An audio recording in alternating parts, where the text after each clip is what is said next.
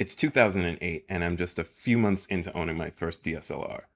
I'm super new. I don't know the first thing about taking pictures really, but I'm just enjoying exploring a new hobby.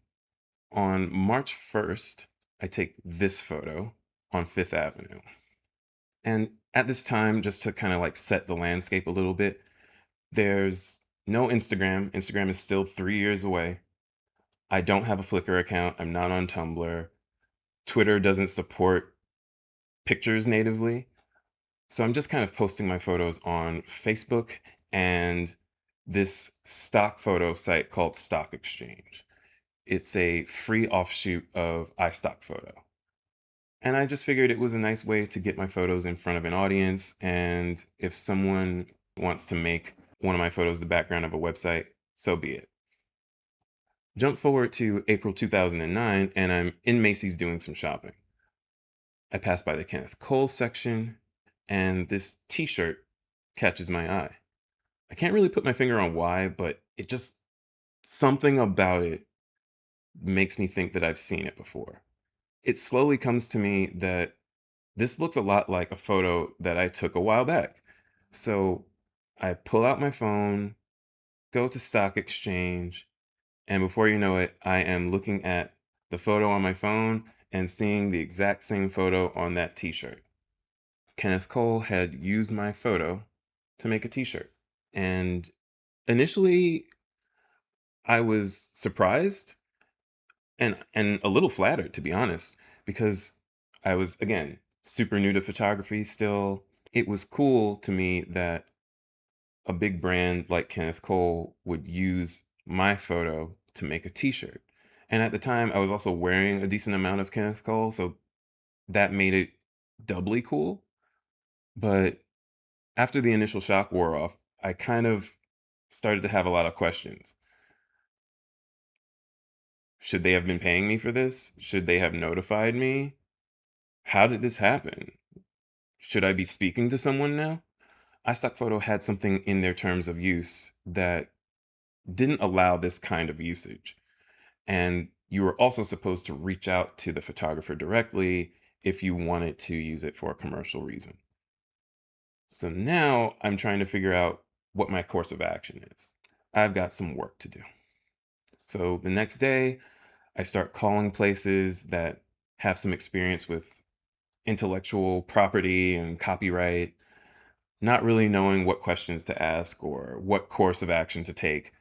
And for the most part, people are kind of dismissive about it. They're just like not willing to take the case or consult me in any way. But I do get one person who is helpful, and he says they may not have to go to court. So just, take a chance, try and reach out to Kenneth Cole's legal team and tell them the situation, and maybe they'll be cooperative. So I do just that. I look up their corporate number, I call. I don't know who to call, so I just connect to Kenneth Cole's office directly and speak to his assistant. I tell the assistant the situation, and they tell me someone from legal will get back to me. The whole time I'm just thinking they're going to hear this story and they're going to hang up on me and I'll never hear from them again.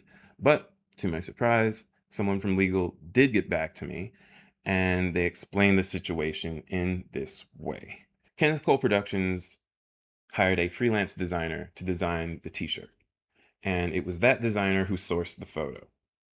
Now, I'm not a lawyer. I'm not giving legal advice, but it seemed to me like feigning ignorance about the situation wasn't going to get them in the clear.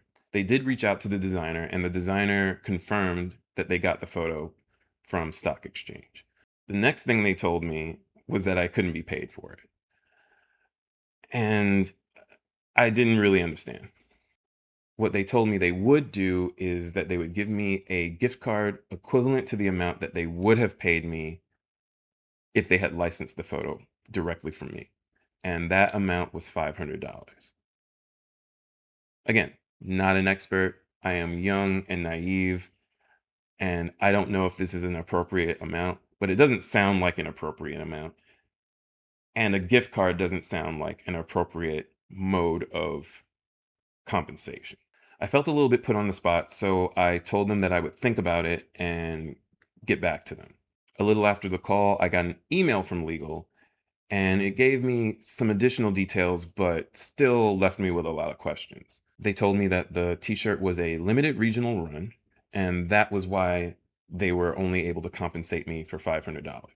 Now, they didn't go into any detail about why the $500 had to be a gift card, but that's what they told me. They gave me a contract to sign that would retroactively grant a license to use the photo for that t shirt.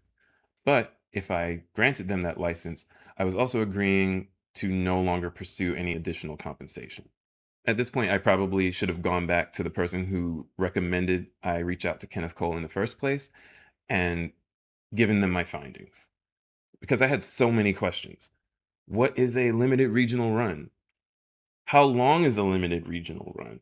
Is $500 really a reasonable fee for that kind of run?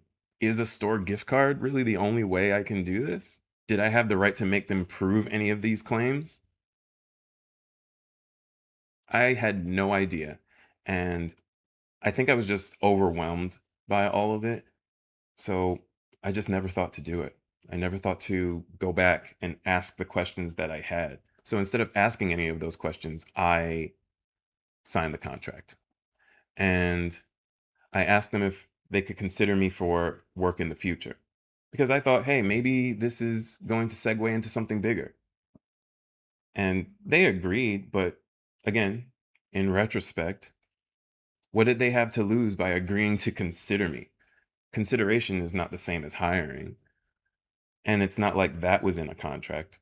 I would occasionally try to keep a line of communication open between myself and Kenneth Cole's legal team, but the contact I had eventually left the company. So I just let it go at that point. That is until 2011. Enter Fashion's Night Out.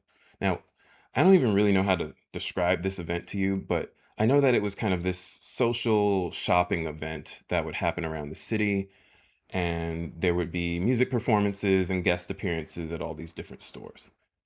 And in 2011, Kenneth Cole was going to be making an appearance at one of his stores. So I figured I would just take a shot, go down there, try to meet him, and plead my case. I do eventually meet him, and I try to tell him a very condensed version of my story. He puts me in touch with his VP of Public Relations, who was at the event, and just like that, I'm back on track. Or so I thought. It takes me a few attempts to get a response back from the VP, but they do put me in touch with the design team, and that's where it stalls out.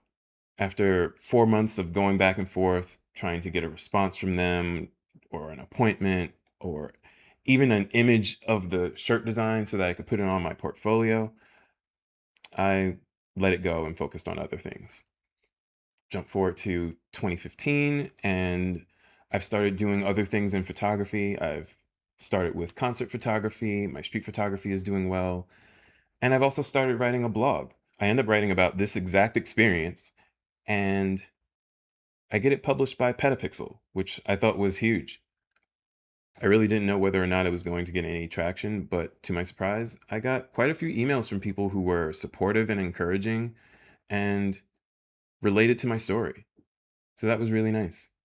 I just wanted to revisit the story again because it's been a long time, and I think that there are quite a few people who have met me who didn't know that this ever happened. And I just thought it would be nice to share it in a different way. I hope you're all doing well, and I will be back next time with a different story about how I got in this book and how that wasn't as cool as it seems. I will talk to you next time. Take care.